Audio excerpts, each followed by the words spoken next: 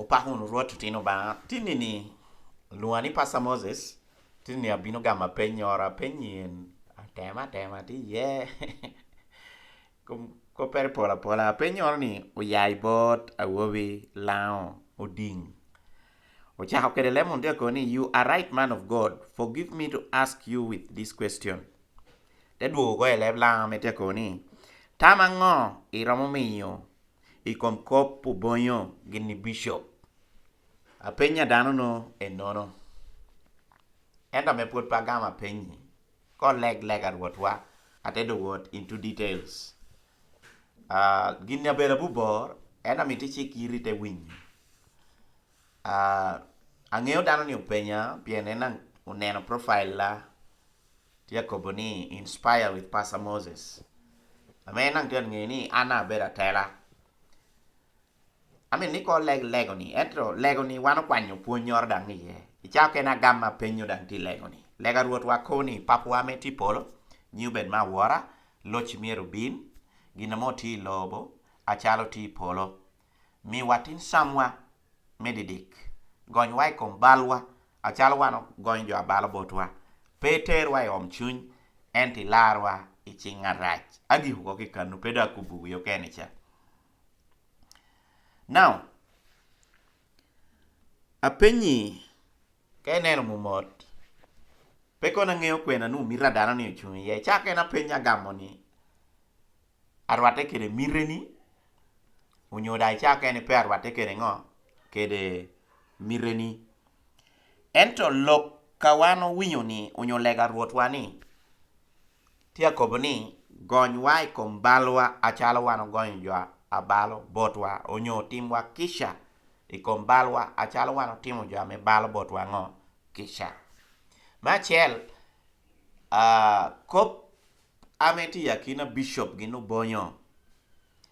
gina me ana advocating pira bedo kisha ben kisha is a two ways traffic nyurni kai mi to kisha boto ba inang mieri timngo dano kisha ame man woro bot jo ari odushu ni kisha miru ben ngo tie eka da doha ate wot ya gikimere ni peter wai omchuny romo beda bira ente lar wai gina rach tijama pola me binu tuguru wana chalo tela ento pe miero bed gina me omuchuny wa te mi wa ti yuti chame perwate kere chocha mocho unyuti yuti chame perwate kere luonwa ko wotu ko iloko ba Matayo chormer piero we dek tiengera dek unutia koboni pi manono kop ducha megin ponyu ukede ti unu dang itemako unu ento gina megin tiu kuri ti unu pien gin kobo akoba kiken momo tiu ichake ni yina kurtayo no ichake ni pe niang i action na bishop peda niang i action no bonyo ento Bible tia koboni eni puonya wano puonyo ukede ni sometimes wano puonyo ento wando poto tiyu gina mo puonyo ukede ento Kristo Yesu nutia koboni yinti gina mengo ame otela no puonyi kede ento peti ticha gin tia racha pien gin puonyu eka pete tiyu gina gin ngo ko biu Yesu nutia ng'enyo goro utela unutia ng'enyo ni eno kene tie ame kobni tiya man eka da pete tiyu kituno eno kene nutia kobni ma dano ento endo pete ng'eyo maro jo eno kene nang nutia puonyo ni tim jo kisha ento endo pete ng'eyo tim mojongo kisha so manu bedo kopame Yesu Kristo nutia kobo Yakobo chwara mera chel tieng piero wa bichel nutia kobo ni che dano moro tamo ni en adini kun mom juku lebe enu bwa lekene dini mere konyere mom manu da tia gudo leb leb kopa me donyi dogwa sometimes kero peho kana koni ana dini pedagwa ho leba pedagwa ho gina racha matiu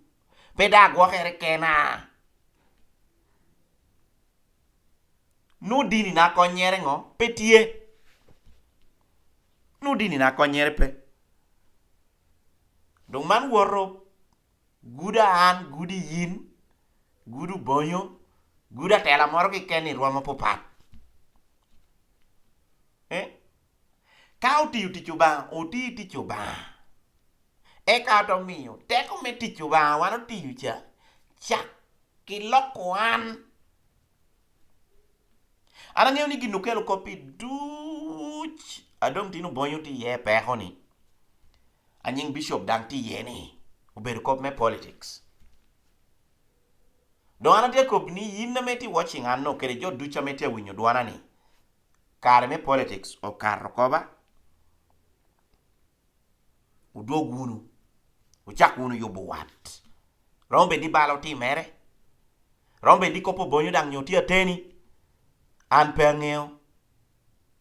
bishop ng'eyo gino ba ena wano ti wilo woni oba ochweyo wa kere chuny me poko gina ber kere gina rach chuny me poko gina ber kere gina rach tie bon ng'atoro ducha me ti wilo wo kan pe dong miro ni miero puonyo puonya ti ginora me lemun ko ni conscience en ubeda ngol kopa me bedi kom wakan dao to kera toa dano romo binu ko bini itimo bal dan ya titeni nu itimo bal ento yini romo kwero ko iromo puodo dang dano no iromo ketu miyo chik mako dano no piena nyutere pe ento conscience cha obedo cha den adang nutia loki kom kuni dang nutia ko bini ba en na yini ti ketu puodi kom dano no kopu beno teni kom yini timo conscience kom nutie dang nutie lokedi dang kom nuiti guilty ento pride gay ngut anu atamni me wan achalo tela iwota ber mi report unu kita Daudi Bible obedo nu abaha eno nu bera baha tore ka timo bali top otonyute balere pe paro ni e bera baha porro pingi tap te chako ngut botoba apoya dwar pin obinu bo Daudi te ko bi Daudi yini timo bal imiro chi uria do inego da uria ko Daudi cha winyu kiti popar ni bera baha piano beru ginna nu eno timo uye balere o porro pin te ko nyimo ba pikisha gina mo ba mi ro no endo kai roman achalo ana bera kwati romo binu te ko boni akwat gini timo ni petia be ana te tit kede romani make to puodi kom romo no, I'm not practicing what I preach. We should practice what we preach. Pati me ngolo kop ento mano bedo ginna me guda gudi in pe kai otto ba ken gudi in ngol kop gudi in akortayo morono gudi in neba morono ichakene you are so much influential ilar wang kia muni neba ni daiting ni wang porra unity lar no bedo mega neba ni and because of the influence you have because of chentity kede imio kopolo neba no itammi yadammi conscience ni kom nutia ngolikop ni ginna yini tiu no po bedo ginna ber da yini to ke da to na wango e mungut na wango e ngut amio conscience no te weki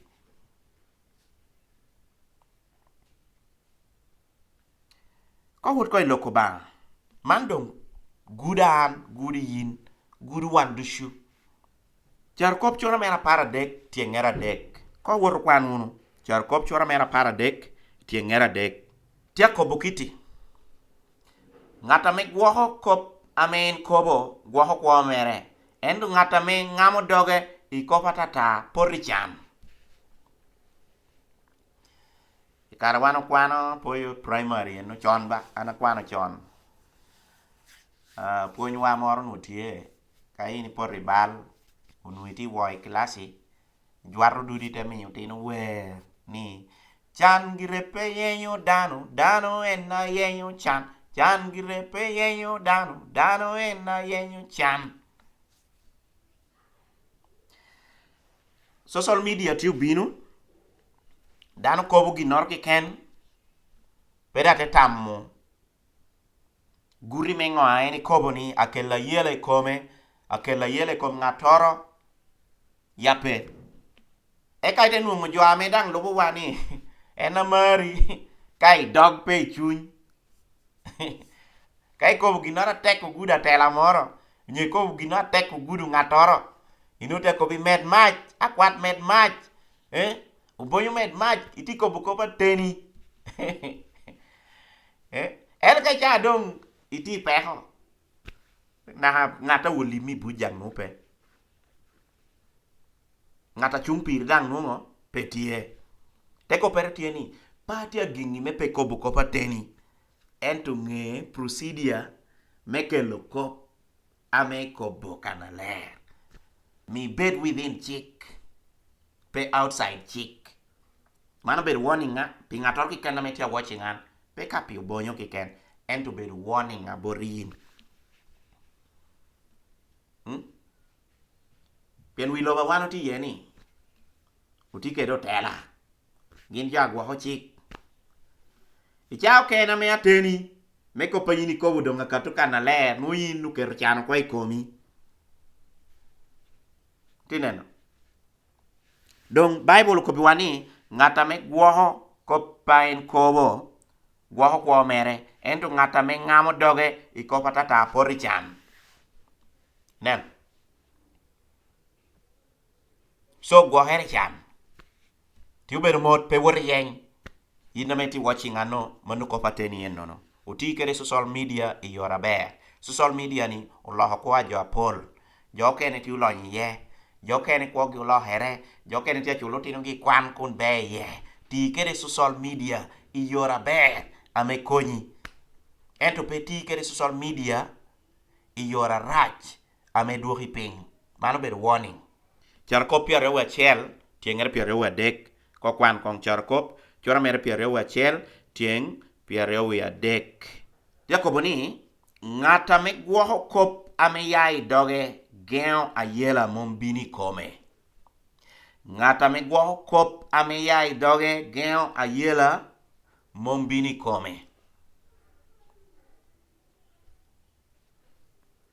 zip up kapengeo controlling lock leg boto bani oba kagina ko boberu gina right alkela chiam pung dogao dena pung dogao kai ni kela teni yora bear tiu ke platform bear me kela teni me correcting ginoro bear mano beru gina tia ko buen pien pedang miro lingi ya teni ba miro ko ba teni e ka yin ngata tenu difi ateni dang lit miri kanyi etite yuba abeda yomi komi ka tenu binu yini te kwera teni ite keto puodi ko ngato ko ba teni uba ngwenyi aridinare kitora me ba pienen won kuono tiekere twero yere wana chalo tela obedunu apora ber bojo awango utello da polengere unu tera chan achala lonyo tera lonyo achala chan pienini bera tela ame mir balancing i jodushu karachiel te wekon okwan efesu chora mere angwen tieng piarewa bongwen jo efesu chora mere angwen tieng piarewa abongwen tia koboni kopora rach koria idogu kogunu ka kop abesho kiken ame don tamajo achalo mite mi jo awinyu nuong iye kony kenen kopa yini kobo kelo ka tuba yini beda kwat bed bishop ibeda tela agamente aticha agamente ibeda president ibeda minister kopa yini kobo kelo ka tuba pe konyo ngatoro yini nyayo to yini kella yela chakotin before idonyi ko poroho making sure ni there is proper evidence miu kai cha me ti peho evidence no konyi apo itu twalba oba me polo mi ugum donc tieni stana tieni an pa jingere como bonyo pedang a jingere como bishop ento kopka tieni kisha is a two-way traffic ka bishop amito kisha timo bonyo kisha ka bonya mito kisha tim bishop kisha eka jote binu be round table. There is what we call dialogue. I mean sometimes otera pe ye piendano dit nyim kere roma dit kai wor borde ko bi anati amito kop gini chaho neni ilwe tieni na di wi tenu muni chao kene klasi per wate kere ngo kere mere pete ye dialogue pete ye lar kop pete ye le yu kop ka ba da ko bi buki chani bin ba we hole tam karachel e ka yini nga ame pe ye ni mi tammi yini nga ame pe ye ni ko bigina racha metiu ngata kobi kobi wai ber ngata mari la ngata mekano ko parashi chunye pete kobi oba me polo mi wagum kun uberi kuch e ka to gwoko kwa luani Pastor Moses ba me polo mi wagum amen.